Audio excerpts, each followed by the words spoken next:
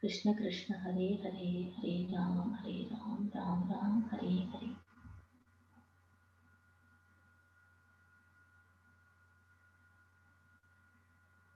Namaskar.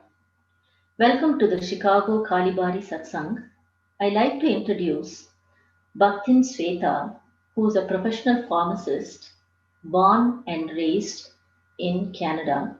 She is actively practicing Bhakti Yoga or Krishna consciousness for the past 2 years. And her husband, Ashwin Mohan, who is a professional engineer born in India, has lived in the United States during his teenage years and moved to Canada. He has taken Diksha in the Brahma Madhava Gaudiya tradition in 2017 under ISKCON. His Sanskrit name is Anuttama Dasa, practicing Krishna consciousness for the past 6 years. Both Ashwin and his wife lives in Calgary and lead a devotional lifestyle as a result of soul searching and looking for meaning of life. Over to Bhaktin Swetaji. Thank you. Hare Krishna, Namaskar. Thank you so much. It's lovely having us on this program, and I really thank you for that. It's nice seeing all of you today. So, we will start today's program by reciting a bhajan called Jaya Radha Madhava by Srila Bhaktivinoda Thakur. So, this is a very important bhajan or kirtan to glorify Lord Krishna in his most amorous pastimes in Vrindavana. I'll start by reading the translation, and then we'll sing this song with accompaniment of kartals, which are hand cymbals, and Anuttama will play the mridanga, which is a traditional drum. So the translation of the song is Krishna is the lover of Radha. He displays many amorous pastimes in the groves of Vrindavana. He is the lover of the cowherd maidens of Raja, the holder of the great hill named Govardhana, the beloved son of Mother Yashoda, and the delighter of the inhabitants of Raja. He wanders in the forest along the banks of the river Yamuna.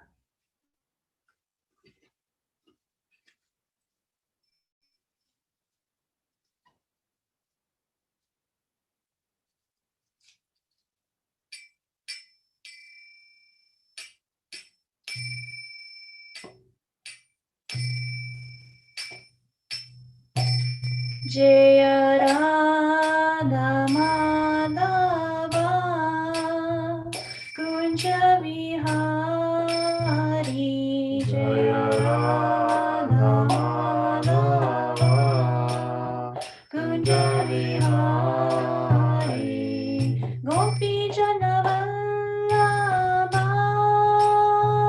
Girivaradari Gopi Janavallabha Girivaradari Yashodanandana Rajajana Ranjana Yashodanandana Rajajana Ranjana Yamuna Tira Vanachari Yamuna Tira Vanachari Jaya Radha Madhava Kunja Vihari Jaya Radha Madhava Kunja Vihari Gopi Jana Vallabha Girivaradari Gopi Jana Vallabha Girivaradari Yashodanandana Vrajajana Ranjana Yashodanandana Vrajajana Ranjana Yamuna Tira Vanachari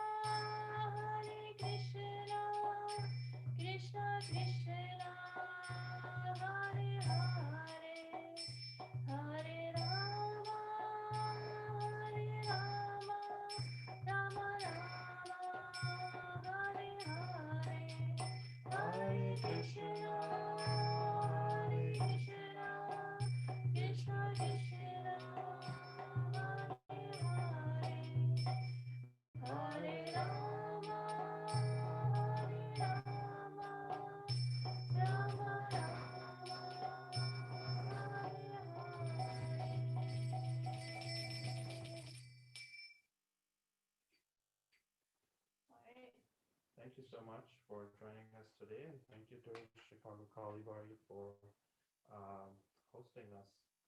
So today we'll be speaking on the Bhagavad Gita, uh, a couple of verses, prior to which we will chant some mantras in honor of our previous teachers, we whom we call acharyas, gurus.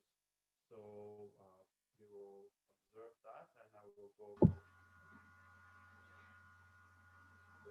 Om Jnana Timarandasya Jnananjana Shalakaya Tasmai Shri Gurave Namaha Namo Vishnu Padaya Krishna Prestaya Bhutale Srimate Bhakti Vedanta Swami Niti Namine Namaste Saraswate Deve Gauravani Pracharine Nirvishesha Sunyavadi Paschatya Deshatarine Jai Shri Krishna Chaitanya Prabhu Nityananda Shri Advaita Gadadhara Srivasadi Gaura Bhakta Vrinda Hare Krishna Krishna Krishna Hare Hare Hare Rama Rama Rama Hare Hare. So the translation of the mantra is that Ashwin, if you don't mind, can you increase your volume, please? sure. The- So the first mantra is the meaning of that is I was born in the darkness of ignorance, and my spiritual master opened my eyes with the torch of knowledge. I therefore offer my obeisances unto him. The second mantra is I offer my respectful obeisances unto His Divine Grace A.C. Bhaktivedanta Swami Prabhupada, who is very dear to Krishna for having taken shelter of his lotus feet. Our obeisances are unto you, O Master, servant of Saraswati Goswami. You are kindly spreading the message of Lord Chaitanya in the Western countries, which are full of voidism and personalism. The third mantra is I offer my respectful obeisances unto Sri Krishna Chaitanya Mahaprabhu, unto Lord Nityananda, Sri Advaita, Sri Vas, Gadadhar Pandit, and all others in the line of devotion. And the last one is known as the Hare Krishna Maha Mantra, which combines just three words, Hare Krishna and Rama. Hare meaning that which attributes to the feminine aspect of the divine, Krishna meaning all attractive, and Rama meaning the source of all pleasure. So we'll be reading from Bhagavad Gita as it is. It is a book that has been published, written by Srila Prabhupada, and reflects the commentaries of the previous teachers in the Brahma Madhava Gaudiya tradition. And I will be reading from chapter 2, verse 62 and 63. However, prior to reading the Bhagavad Gita, it's really important that when we open such a sacred text, that we are aware of its importance and its significance, as well as recognizing the reason why it was spoken. So here we have Lord Krishna speaking the sacred wisdom to Arjuna, and Lord Krishna is accepted as the foremost authority by various different teachers, such as Sri Ramanujacharya, Sri Madhvacharya, Shankaracharya, and so on. And he's speaking this divine message, the song of the divine, to Arjuna, who's his very dear friend. So, therefore, in order to understand the secrets and the wisdom of the Bhagavad Gita, it's really important that we come into the position of being an Arjuna on the battlefield, trying to submissively listen to the message and understanding the message as it is. So, I will begin our topic today, which is dealing with why are there miseries in the world and the source of all miseries, which Lord Krishna has nicely summarized in just two verses. So we will be going to chapter 2, text 62, which is Dhyayato Vishayam Pumsaha Sangaste Jupajayate Sangat Sanjayate Kamaha Kamata Krodho Vijayate Krodha Bhavati Sammoha Sammot Smriti Vibramaha Smriti Brahmashada Buddhi Nasho Buddhi Nasha Pranashyati. So that was 62 and 63. And Shweta, would you like to read the translation? Sure. The translations are by Srila Prabhupada Ki Jai. So the first translation is, while contemplating the objects of the senses, a person develops attachment for them. And from such attachment, lust develops. And from lust, anger arises. The second translation is, from anger, complete delusion arises, and from delusion, bewilderment of memory. When memory is bewildered, intelligence is lost. And when intelligence is lost, one falls down again into the material pool. Read the purports. Okay. Yeah. I'll also be reading the purports. So the first purport is, one who is not Krishna conscious is subjected to material desires while contemplating the objects of the senses. The senses require real engagements, and if they are not engaged in the transcendental loving service of the Lord, they will certainly seek engagement in the service of materialism. In the material world, everyone, including Lord Shiva and Lord Brahma, to say nothing of the other demigods in the heavenly planets, is subjected to the influence of sense objects, and the one method to get out of this puzzle of material existence is to become Krishna conscious. Lord Shiva was deep in meditation, but when Parvati agitated him for sense pleasure, he agreed to the proposal, and as a result, Kartikeya was born.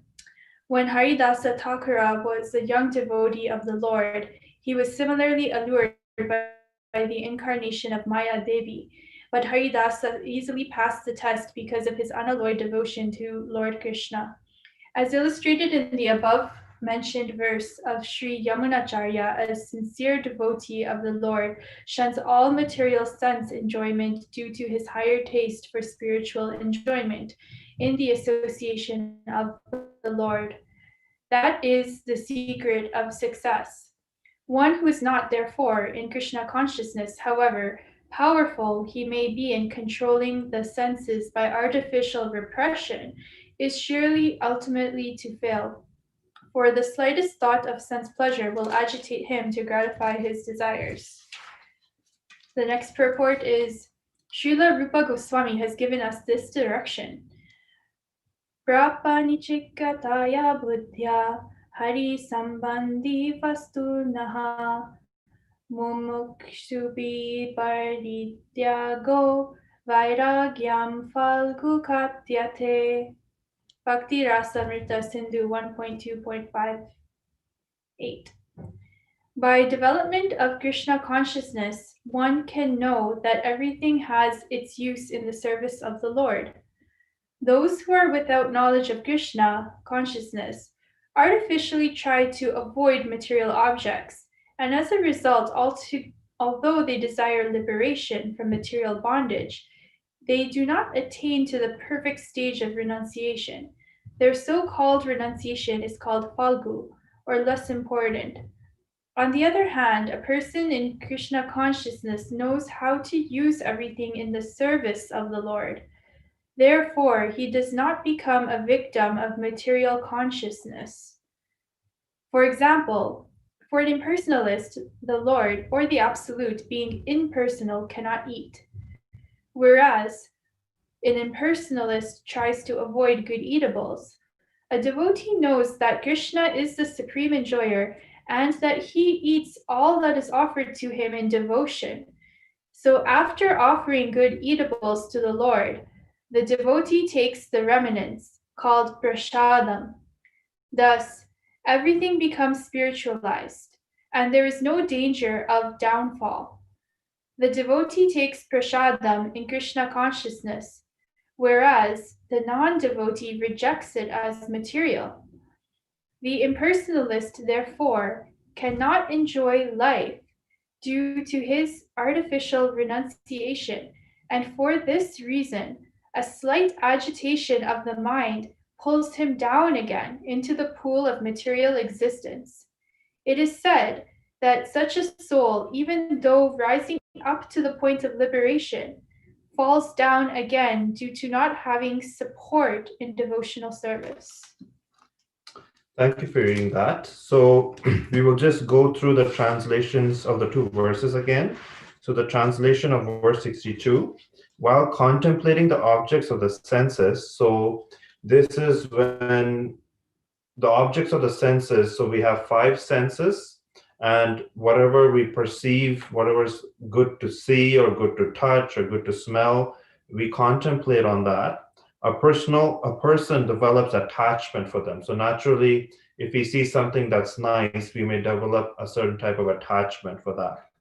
And then from that attachment, lust develops. And from that lust, anger arises. So basically, when it says lust, it also means material desires, selfish desires. So basically, when we are not able to get that object for our gratification, our sense gratification, we become angry why we didn't get it.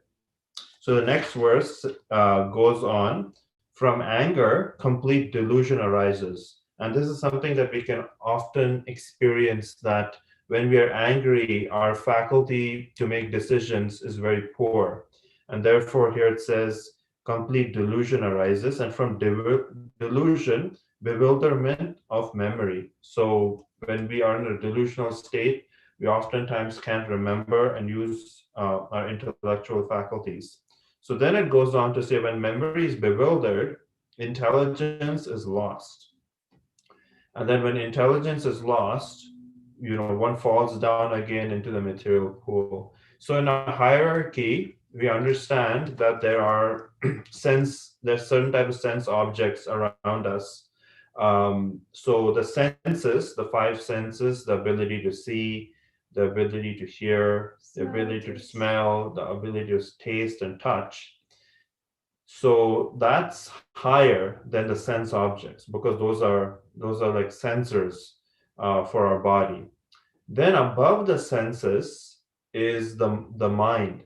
So the mind really perceives what these senses are, what sense objects are, and what the feeling is like.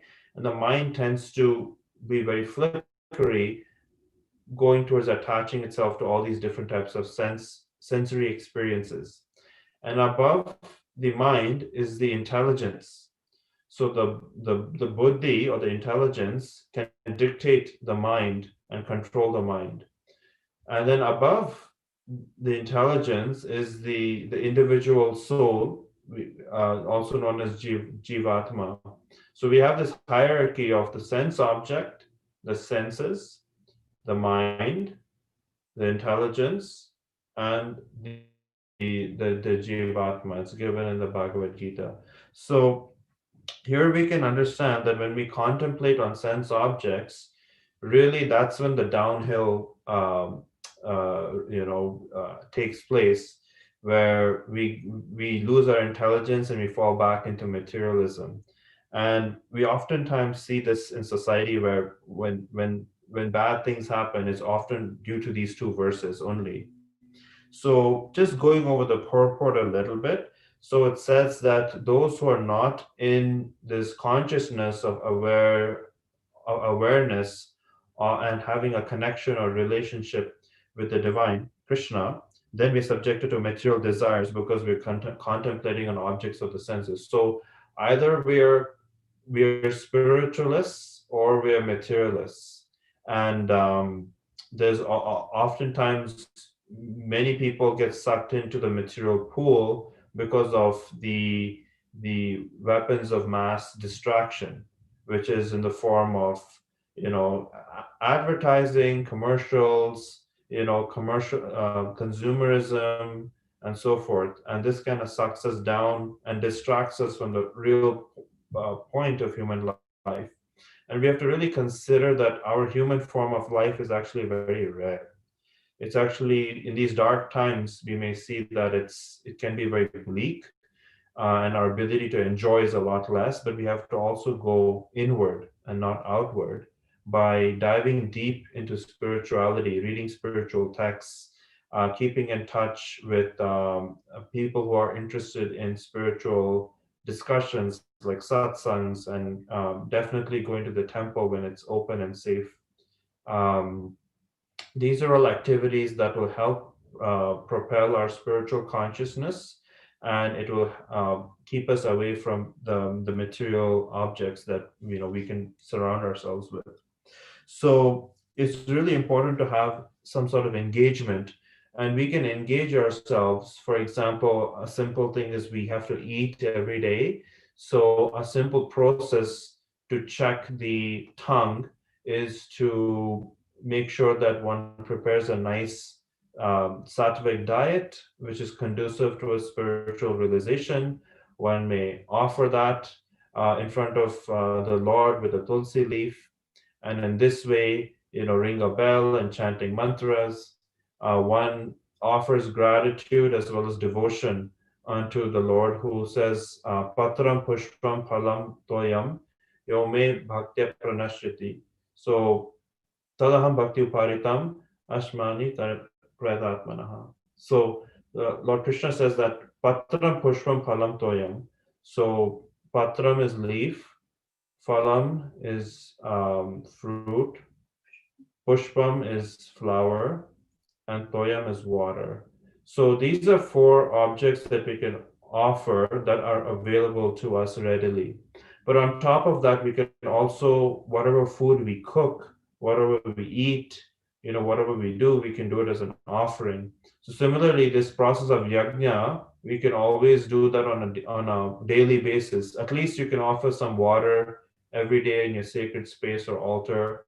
When whatever food is being cooked in the kitchen, you make sure it's done with a clean state of mind and consciousness, because the consciousness of the cook very much goes into the preparation.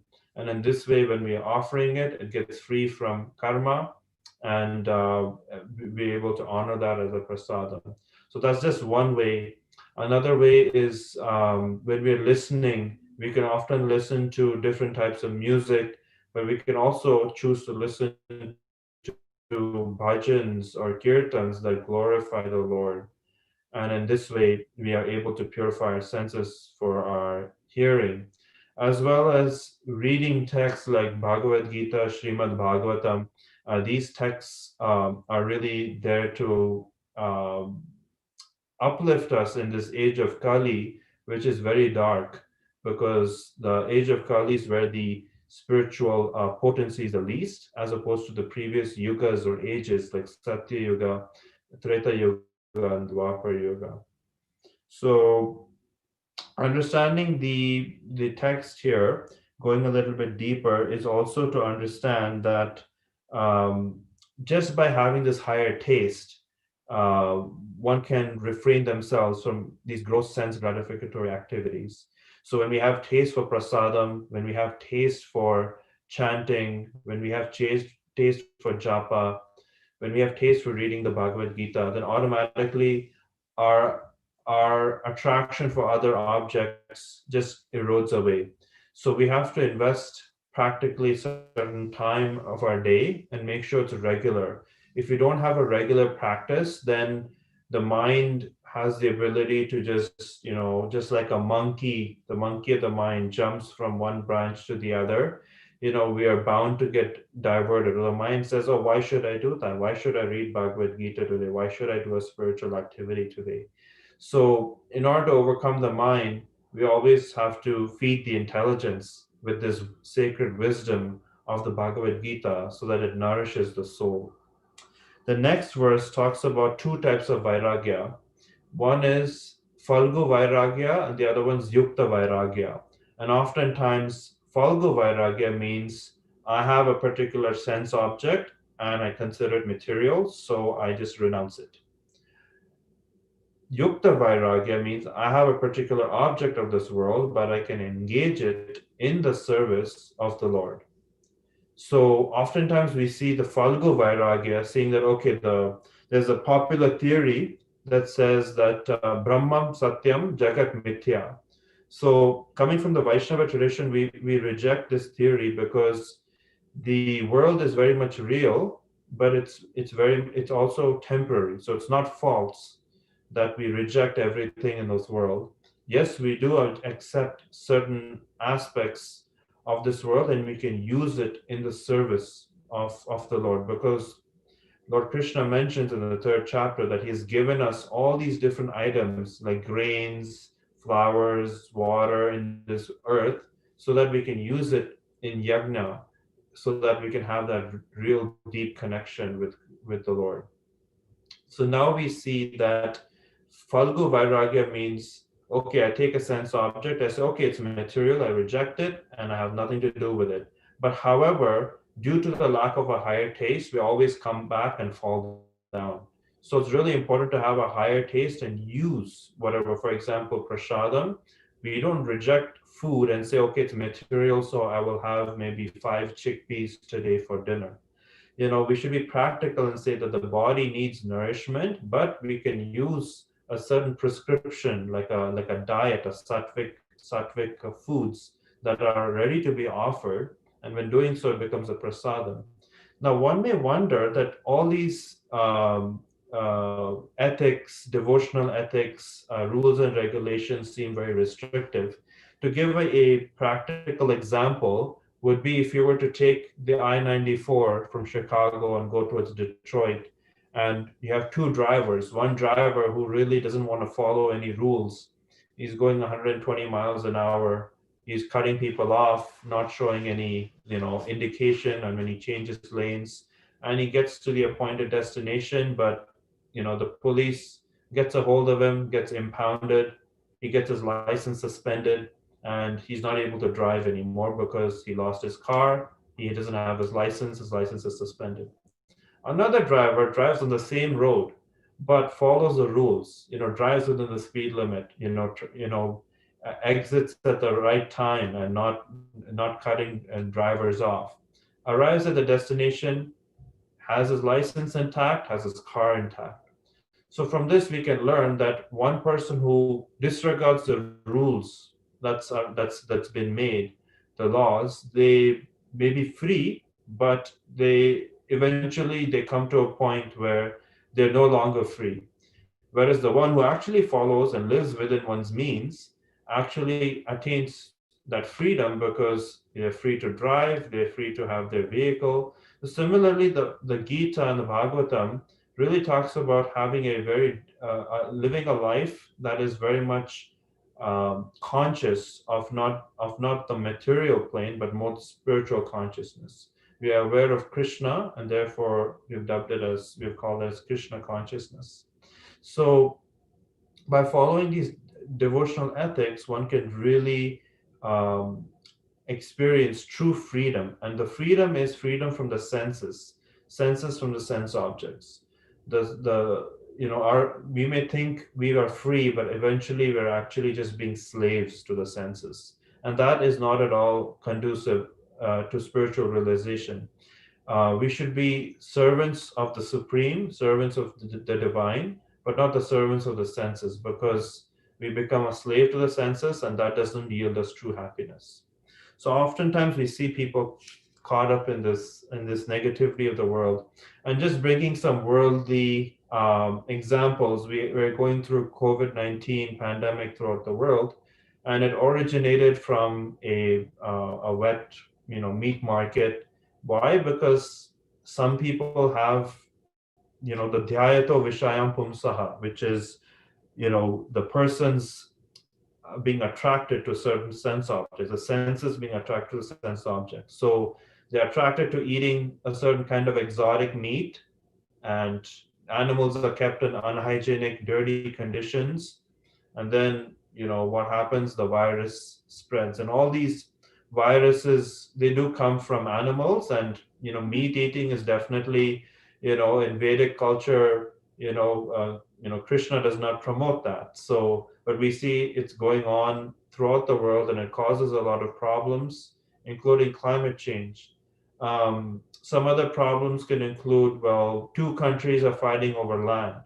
So what's the reason for that? Well, again, dhyato vishayam pumsaha. Well, that type of land might have some resources that are very, very favorable towards developing business and exploration. So we exploit Mother Nature, known as Bhumi Devi, and we try and get something out of it, and we use it for an exploitative means, and problems just ensue. So any problem in this world can be related to being these two verses, including a certain personality who's still claiming to be president and not losing. Why is he doing that? Because he's attracted to the power of the presidency, and it brings a lot of prestige, it brings a lot of fame, it brings a lot of glory. But why? The origin of this is, again, dhyato vishayam pumsa. I'm attracted to these material things, and I can't get my mind off of it, and I develop strong attachment for it. And as a result, I become angry if it's being taken away from me. And we see this in various dictatorships that continue on and on. It's because they want to hold on to that. So we have also noticed that in India, as a result of this pandemic, many have all the factories have closed down. There's less and less vehicles on the road in places like Delhi, holy places like Vrindavan. One can notice that the air is a lot more clean, the skies are nice and blue, the rivers are much cleaner than before. And again, it's really nice when things are returned to its natural state. But many people suffer from different ailments as a result of pollution. Animals are definitely suffering as a result of that. And we can see that as a result of reduction of human activity, which is propelled by this consumerism, which again comes back to dhyato vishayam pumsaha. So the way we can mitigate these problems is definitely by living a life where we keep the body and soul together, but at the same time recognize that ultimately our purpose is to live a very spiritual life and live a life very much of simple living and high thinking. So these are some methods where we recognize that, okay, well, we have to discriminate what is our wants from our needs. And when we do that exercise, we can live a life of simplicity, focusing on the Lord. We can focus on spiritual activities, spiritual sanghas. A simple activity is, one can chant japa. We are working professionals, but at the same time, we don't ignore our spiritual selves or spiritual bodies. So hence we engage in spiritual activities. So doing activities like meditation. So we focus on japa meditation, on the Hare Krishna Maha Mantra. We find time for it, an hour and a half every day. We do a little bit of deity worship. We go to the temple on the weekends. We tune into different classes. We engage in teaching and teaching others about the science of the Gita. So we read a lot. So these are some ways where we keep ourselves, entertained and going in a different realm, as opposed to the mundane scope of life or the outlook of life, where you go through your Monday to Friday, you're working, and it's all about paying bills and dying. So it doesn't seem like a hopeless situation. But when you have a higher purpose, you automatically engage in it and you feel there's some inner goodness that comes from within. And when this inner goodness radiates, finding time for it is very, very, very simple, and it becomes easier and easier because Lord Krishna mentions that as we surrender, he rewards unto us. So similarly, when we surrender more and more of our material attachments, the more and more blessing and mercy we can receive from the Lord. And to kind of close off, it's really important to have a daily regimen, even if it's for 10 minutes a day, that is a spiritual activity, ideally in the morning, that really helps us focus and grounds us. And in this way we can lead a day full of concentration and goodness, and the it's a gift of that keeps on giving. So spirituality is definitely one thing that's oftentimes ignored, but from here, the Bhagavad Gita, we can see that materialism doesn't really bring us the happiness that we really seek. The happiness that we seek is lying in spiritual happiness, because material happiness is that happiness Temporary. that is temporary and it'll never make us happy. Mhm. One may say, okay, I will give up all my materialism once I enjoy myself, and then I'll come to spirituality. But oftentimes, one materialism is very hard to give up, and one may think that, okay, well, I will become 66, 70 years old, and then I'll engage in spiritual activities. But the Maya material energy is so strong that it has the power to divert us from the And it real takes goal of life. lifelong practice. And it takes a lifelong dedicated practice that keeps on giving in our lives, giving to us in so many different ways, that we can find peace, solace, and ultimately happiness. So thank you for joining us today. And we would like to thank Chicago Kali Bari for this wonderful opportunity. And yeah, Yeah. Hare Krishna. Hare Krishna. Thank you so much. I like to thank Bhakti Sweta and Anuttama Dasa for a wonderful discourse today.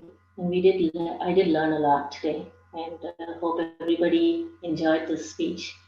And thanks to Chicago Kalibari Temple for giving us this opportunity. Sarve Jana Sukhino Bhavantu. Thank you so much. Hare Krishna.